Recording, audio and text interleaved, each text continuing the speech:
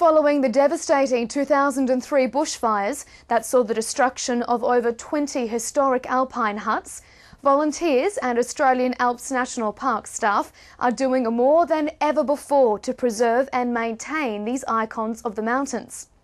Richard Snashall joined a band of enthusiasts and heritage experts for a weekend workshop at Kosciuszko Homestead in Kosciuszko National Park.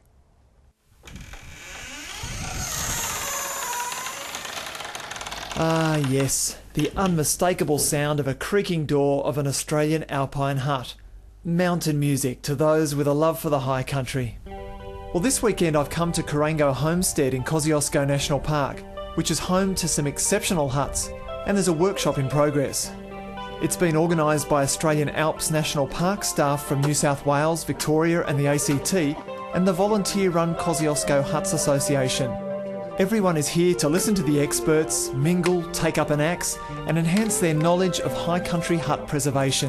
1837, Thomas O'Rourke was the first person to start the cattle doing summer seasonal grazing in this Kosciuszko area. He used to bring stock from down at Bolero near Adaminaby up here in the summer plains to graze these at the Kosciuszko plains here. Over more than a century and a half, these highly practical huts were built, renovated, destroyed by fire, knocked down and rebuilt by a myriad of people, including prospectors, farmers, skiers, fishermen and snowy hydro workers. Of course, not all have survived, and in the devastating 2003 bushfires, more than 20 were destroyed. Fortunately, there are still well over 200 standing, carefully maintained by volunteers and park staff. I asked heritage architect and consultant Jeff Ashley what makes the alpine huts distinct from other dwellings. They're a different sort of building form than normal houses. People live in them in a different way. They've got to put up with different things. They've got to share the place with different people. So you have a different sort of experience. They're not the normal house. They're not just a small house. Huts are quite a different thing through all those sort of historical reasons for their being created. The physical way you've got to live in them. So there's no sort of, they're not just a small house. And I think that's what's really great about them.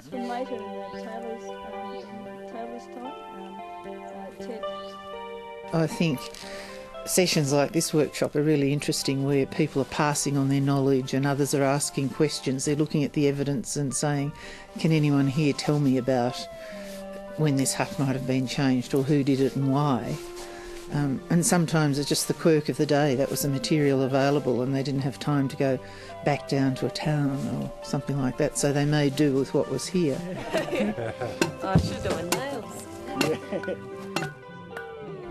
The 2003 bushfires are still very raw for those affected by the loss of so many precious huts. For long-standing member and one-time president of the Kosciuszko Huts Association, Maury Sexton, the fires caused considerable distress on a number of fronts.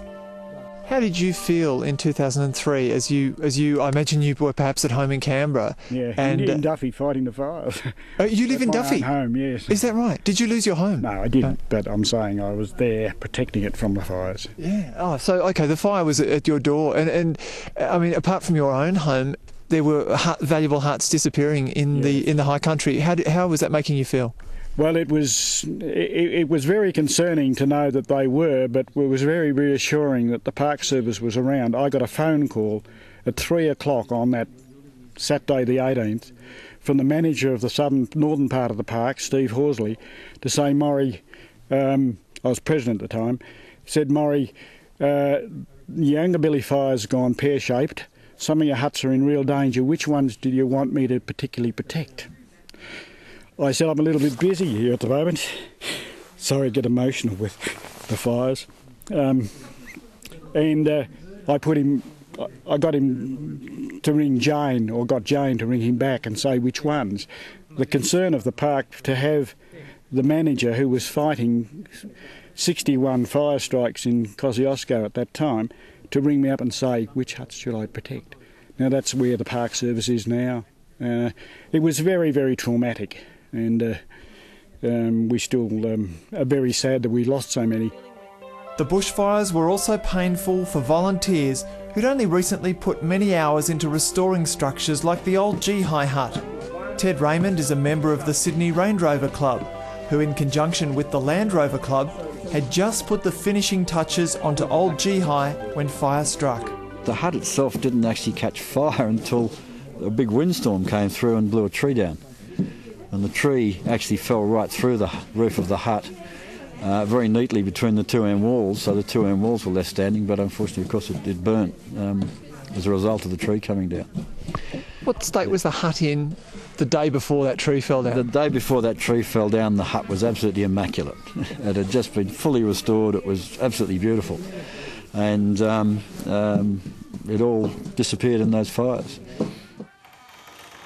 Well, it seems that Australia's high country huts enthusiasts are as resilient as the surviving huts themselves. They won't be put off by wind, snow, fire, vandalism, or even a lack of payment. According to Maury Sexton, their remuneration is of a different kind. People say to me, you went and worked on a hut for a week or a weekend or whatever and you didn't get paid. We don't need to get paid.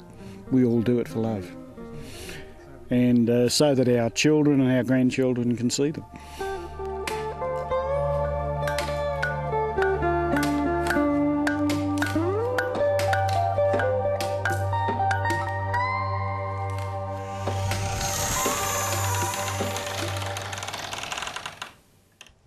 Separating fact